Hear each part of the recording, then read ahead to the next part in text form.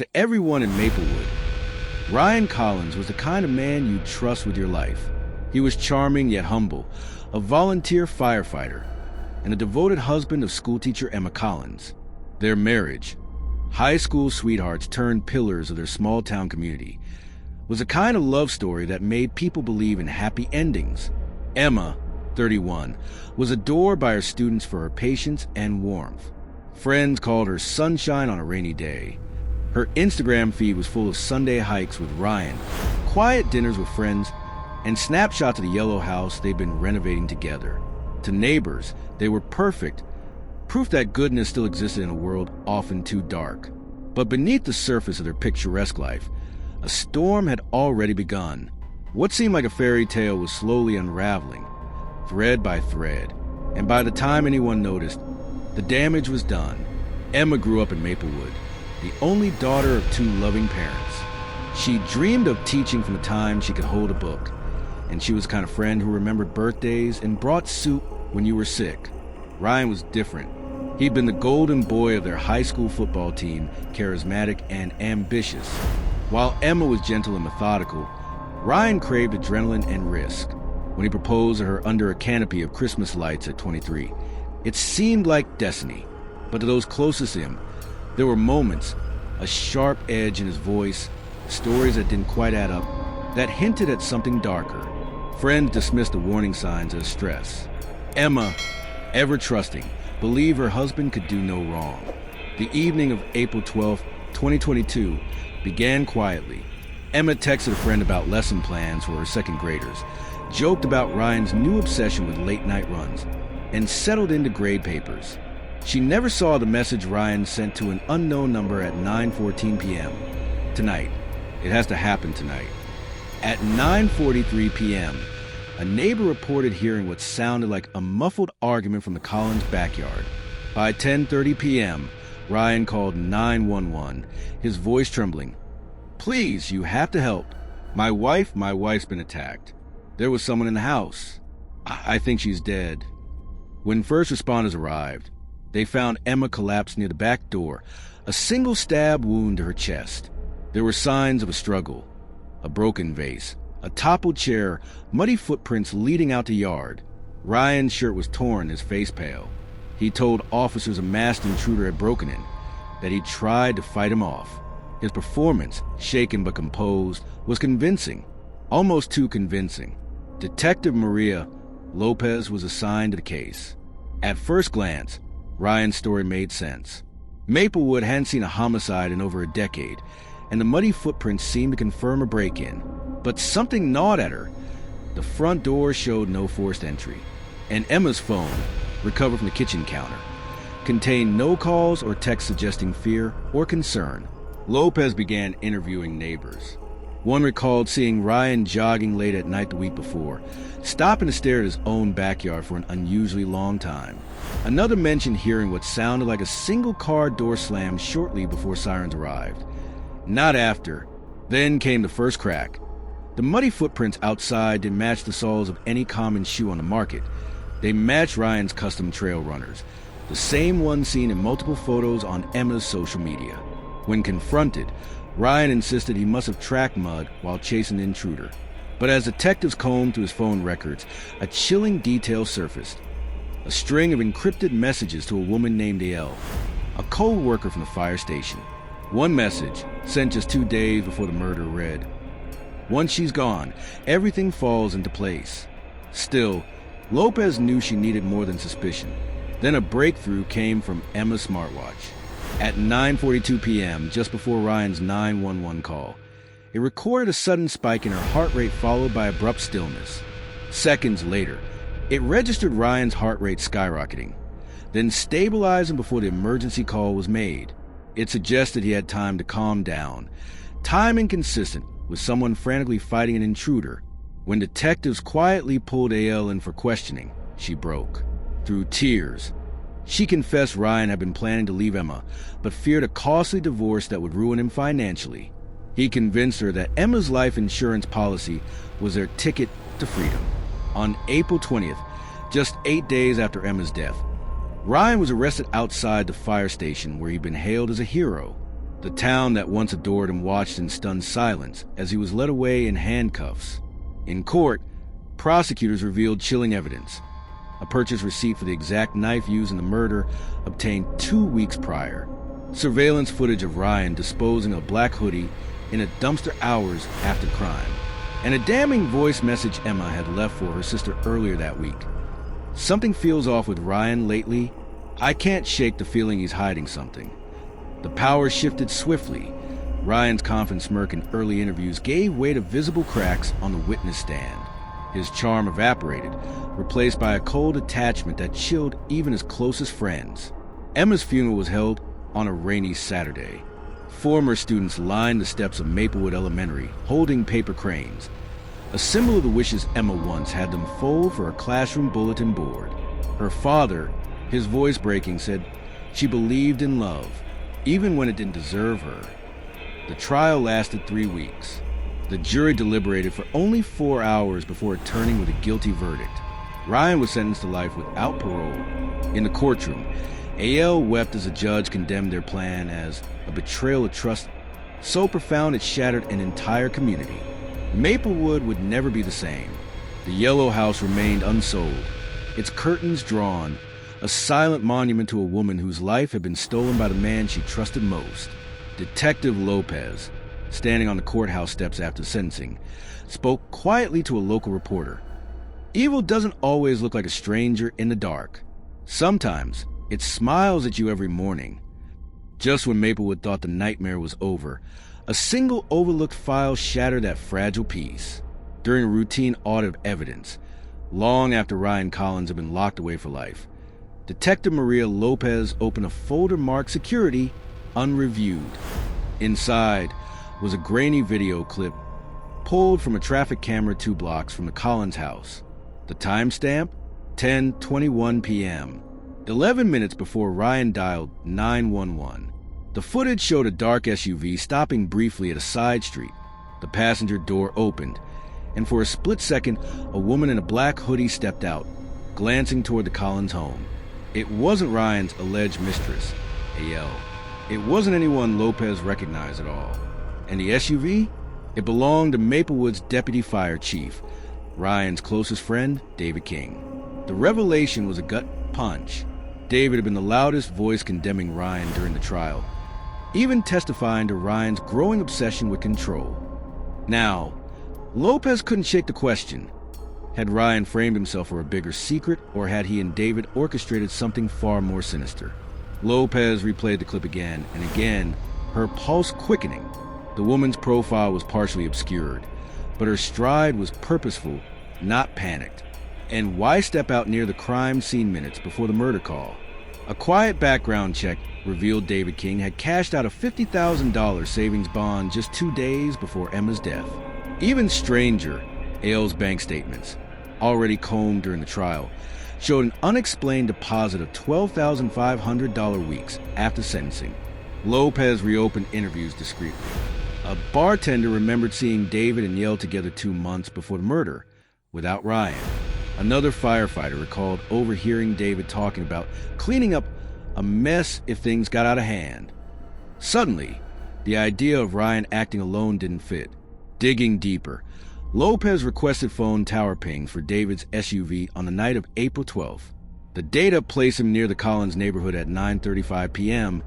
before Ryan's supposed late-night jog. Even more chilling was a voicemail Emma's sister had dismissed as irrelevant months ago. Emma, sounding nervous, whispered, "If anything happens, check David." Lopez's mind raced. Had David manipulated Ryan? Or had Ryan taken a fall to protect someone? Perhaps out of loyalty or fear. The stakes had shifted. A man already sentenced to life could be covering for an accomplice. She met with a district attorney, who reluctantly agreed to a quiet inquiry.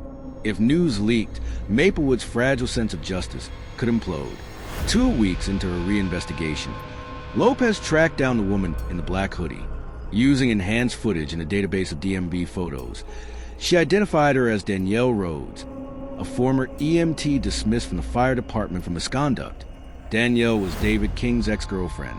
When approached, Danielle was evasive, but pressed with the footage and phone records, Her composure cracked. In a trembling voice, she revealed the unthinkable. Ryan's plan had not been murder. It was insurance fraud.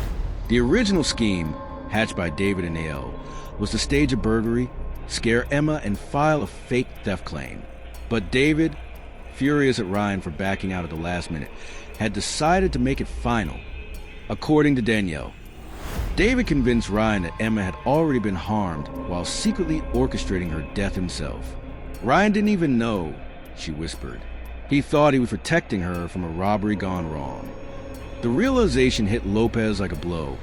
Ryan was guilty of conspiracy and betrayal, but he hadn't been the one to stab Emma. Danielle's confession set off a chain reaction. Investigators obtained a warrant for David's storage unit, where they discovered a blood-stained jacket matching fibers from Emma's sweater. Hidden beneath the toolbox was the missing SIM card from Emma's phone, the one detectives had never recovered during the original search. Even worse, a series of audio recordings, David ranting about Ryan losing his nerve and vowing to finish the job, made it clear this was no impulsive act. David had engineered the entire tragedy, using Ryan's greed and affair to set him up as the perfect scapegoat. Ryan, when informed of discovery, broke down in tears during a prison interview. He told me it was just a break-in for the insurance, he sobbed. I never... Lopez left the prison torn. Ryan was far from innocent. His willingness to deceive and his emotional betrayal of Emma were unforgivable. But the man Maplewood had vilified as a cold-blooded killer hadn't plunged a knife. Armed with the new evidence, Lopez obtained a warrant for David King's arrest. But when officers arrived at his home, the house was empty. His SUV was gone. On the kitchen counter sat a single note. Some secrets aren't meant to stay buried. You'll never find me. Within hours, an APB went out across state lines. News outlets caught wind of the development, splashing headlines like Maplewood murder case implodes across every major network. The town's relief after Ryan's conviction evaporated, replaced by a fresh wave of fear. David King, a man trained in survival, with years of firefighting and rescue experience, was on the run. To make matters worse, an anonymous email landed in Lopez's inbox late that night. It contained a single attachment, a photo of Emma Collins smiling in her classroom, her face crudely marked with an X. The subject line read, "You still don't know the whole story." The following morning, Maplewood residents woke to police roadblocks, helicopters circling, and the creeping realization that justice had not been served after all. Parents kept their children home from school. Old suspicions reignited. Had others been involved? Was A.L. truly just a pawn? And what about the $12,500 deposit? Was someone still being paid to stay silent? Detective Lopez, exhausted but resolute, addressed a small press gathering outside the station. "This case isn't closed," she said firmly. "Someone out there knows where David King is, and what else he's hiding." Behind her, Emma's parents stood silently, their grief sharpened into anger. They had buried their daughter, believing the monster responsible was behind bars. Now, that certainty had crumbled. That evening, Lopez reviewed the email metadata again. The message hadn't been sent from a remote location. It had been routed through a public Wi-Fi network barely 3 miles from Collins' home, which meant David was still close, watching, waiting, as the sun set over Maplewood. A security camera outside a closed gas station flickered to life, capturing a lone figure slipping past the pumps. The hood of their jacket shielded their face, but in their gloved hand gleamed a small flash drive, the same kind used by the fire department for confidential files. And in the distance, just out of frame, headlights blinked twice as if signaling someone. Detective Maria Lopez replayed the gas station footage for the 10th time. The flicker of lights wasn't random. It was a deliberate cue. But who was David King signaling? And why risk staying in Maplewood when every officer in 3 counties was hunting him? The timestamp put the figure at 2:14 a.m., less than 3 hours after Lopez had briefed the press. David wasn't just taunting law enforcement. He was sending a message. I'm still in control. The glint of the flash drive in his hand gnawed at her. If David had stolen confidential fire department files, what else was on it? Records of prior crimes, evidence implicating others, or something powerful enough to destroy reputations if exposed. By morning, the Maplewood Police Department had canvassed every gas station and motel within 20 miles. Nothing. No sightings, no transactions, no witnesses. It was as if David had evaporated. But then a break. A local farmer, reviewing footage of his barn for a missing calf, spotted something chilling. At 3:02 a.m., an SUV, matching David's, parked near an abandoned grain silo on the outskirts of town. Two figures stepped out. One was unmistakably David. The other, too small to be an adult man. Lopez's heart sank. Could David have coerced a teenager? Someone from the fire department's junior volunteer program? Or was it Danielle Rhodes, the former EMT who turned informant? They rushed to the silo at dawn. Inside, they found only tire tracks, a single muddy boot print, and a burned patch of ground where something, likely paper, had been destroyed. But taped to the inside of the silo's rusted door was a photo of Emma Collins on her wedding day, and scrawled beneath it an ash-gray marker. You missed something. Hours later, a young patrol officer discovered a small package on the station steps. Inside was a duplicate flash drive with a note, proof she wasn't his only victim. The files revealed something darker. 2 unsolved fires in nearby towns, both ruled accidental, had traces linking back to David's firefighting unit. More disturbing was a video file, grainy body cam footage from a rescue drill 2 years ago, where David could be heard laughing and saying, "Sometimes accidents need a little push to happen." Lopez felt the floor tilt beneath her. Emma's death might not have been David's first violent act. It could be part of a pattern stretching back years. If David had killed before, who else was involved? And why leave evidence that could incriminate him? Unless he was framing someone else entirely. At 6:45 p.m., Lopez received a call from Emma's sister, Kara. Shaken, Kara explained she'd gone through Emma's old journals and found an entry dated 2 months before murder. David keeps showing up at the house when Ryan isn't home. He says Ryan's making mistakes at the station. I don't trust him. More damning, the journal mentioned a name Lopez hadn't encountered. Chief Wallace Green, the Maplewood Fire Department's longtime leader. Kara remembered Emma once saying Wallace and David were hiding something big. Cross-checking department rosters from the nights of the 2 suspicious fires revealed that both David and Wallace were on duty, and Ryan was not. Lopez's suspicion hardened. David hadn't been working alone. And maybe Ryan's framing was just one layer of a bigger conspiracy. She pulled Wallace in for questioning. The chief, normally unflappable, paled when she mentioned the flash drive. His alibi for the night of Emma's death, being homesick, crumbled when phone tower data placed his device near the grain silo at 3:10 a.m. Lopez arranged a sting, a public announcement on local TV that the department had retrieved critical, incriminating data from the flash drive. The hope was to flush David out. If he believed his secrets were about to surface, he might make a desperate move. That night, plainclothes officers monitored every major road. At 11:42 p.m., a report came in. A pickup truck with cover plates had been spotted circling the Collins' abandoned yellow house. Lopez and her team approached silently. Through a cracked upstairs window, a faint light flickered. Someone was inside, but when they breached the door, the rooms were empty, except for a single Polaroid on the kitchen counter.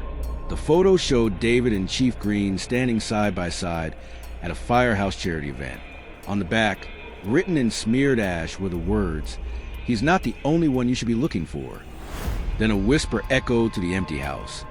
A preset voicemail alert chiming from an abandoned burner phone in the living room. The message played automatically, David's voice calm and mocking. "You're late, Maria. Check your rearview mirror." Lopez sprinted outside just in time to see a patrol SUV speeding away, not toward the station, but toward the outskirts of town. The vehicle's number matched one assigned to Officer Grant Willis, a rookie she'd trusted implicitly. Dispatch confirmed her fear. Willis was supposed to be on desk duty. He wasn't cleared to patrol tonight. And worse, Grant had been mentored by Chief Green. Frantically, Lopez followed the GPS ping. The SUV stopped in an abandoned quarry, a perfect place for someone who knew every inch of Maplewood's terrain to vanish.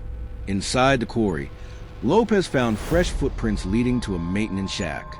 On the floor inside, illuminated by the beam of her flashlight, was another Polaroid, this one of Emma's second-grade class photo, and beneath it, a small silver bracelet engraved with Kara, Emma's sister's name. Lopez's blood ran cold. If David or Green had contacted Kara, she could be in danger. Back at the station, Kara wasn't answering calls. Her car was gone. An emergency ping of her phone located it briefly on County Road 14. Then the signal died. Minutes later, Lopez's own phone buzzed with a text from an unknown number. 2 birds, 1 stone. Midnight. Bring the flash drive if you want her alive. The quarry wasn't the end. It was the beginning of a new, more personal threat. Lopez realized with sinking heart that David wasn't just cleaning up loose ends.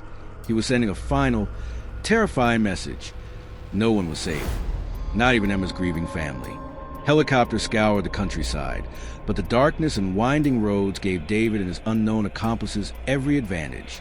As Lopez sped down the empty highway, her headlights carved through the mist, and the weight of the flash drive on her passenger seat felt like a ticking bomb. Then, in the distance ahead, twin headlights blinked twice. Her radio crackled. "Detective, we're losing visual weight. Something's not right." Static swallowed the rest of the transmission. Lopez's stomach dropped. The blinking lights weren't signaling her. They were signaling someone behind her. A sudden glare flooded her rearview mirror. A second set of headlights closing fast. Before she could react, her car was forced onto a dirt turnout, skidding to a stop in the gravel. The quarry's shadowed cliffs loomed ahead. Her phone vibrated again. Another message. This time, a photo of Kara, bound and terrified, standing beside Chief Green. The caption read, "You thought David was the only monster. Midnight. No cops." Somewhere in the darkness, a low rumble echoed, an engine idling, waiting. Lopez gripped the steering wheel, her pulse hammering. The flashing headlights faded as the night swallowed the quarry road. Somewhere in the darkness, Kara was alive, but maybe not for long. The plan was simple: trade the flash drive for Kara. But Detective Lopez knew David King's deals were death traps. She wasn't just chasing a fugitive firefighter anymore. The conspiracy reached deep into Maplewood's heart, into people she trusted for years. She drove toward the abandoned quarry under a cold, moonlit sky. Every shadow felt alive. Midnight. Lopez stepped into the quarry clearing, the flash drive clenched in her fist. The beam of her flashlight cut through the mist, landing on Kara, bound to a rusted support beam, her eyes wide with terror. David King emerged from the darkness, a cruel smile on his face. But he wasn't alone. Chief Wallace Green stepped out behind him, shotgun in hand. Lopez's breath caught. The man she'd once considered a mentor now stood on the wrong side of justice. Green's voice was steady, almost gentle. "Maria, you were never supposed to dig this deep. Ryan was reckless, but he gestured between himself and David, we built this town's reputation. The fires? The insurance money rebuilt the department. Emma, she was collateral. She knew too much." David laughed softly. "You think Maplewood loves its heroes because we're brave? No, because we made them believe in safety while we lined our pockets." But David had underestimated Green. As he reached for Kara, Green turned the shotgun on him. "You've gotten sloppy, David. If anyone's going down for this, it won't be me." The betrayal was instant. David lunged at Green. The shotgun blast echoed through the quarry. David collapsed, clutching his side, but not dead. Green advanced, ready to finish him. That hesitation was all Lopez needed. She dove for Kara, cut her free, and shouted for her to run. As Green swung the shotgun toward her, Lopez tossed the flash drive behind him into the darkness. He turned instinctively, and David, with one last burst of strength, tackled him. The two men tumbled toward the edge of the quarry. A final, sickening crunch echoed as they disappeared over the ledge. Silence followed, broken only by the distant crash of rock and water. Backup arrived minutes later, but there was nothing to recover at the quarry's base except shattered metal and twisted debris. The flash drive, recovered the next day, contained everything Lopez needed: evidence of arson for profit schemes, falsified reports, and a network of corrupt officials. In the weeks that followed, Maplewood was turned upside down. News outlets descended on the once idyllic town, exposing how its heroes had manipulated tragedy for years. Investigators uncovered that 2 other firehouses across the county were under suspicion. Copycats or co-conspirators. Ryan Collins' murder conviction was never overturned. He'd still killed Emma to claim her insurance money, but his case revealed a cancer in the system that went far beyond a single bad husband. Kara, though shaken, became a fierce advocate for whistleblower protections. Emma's parents found a sliver of peace in knowing their daughter's instincts had been right all along. Detective Lopez, now a local legend, refused the press's request for interviews at Emma's memorial garden. She left a single paper crane, the same symbol Emma's students had once folded for a classroom bulletin board. In the end, the perfect husband was only the beginning.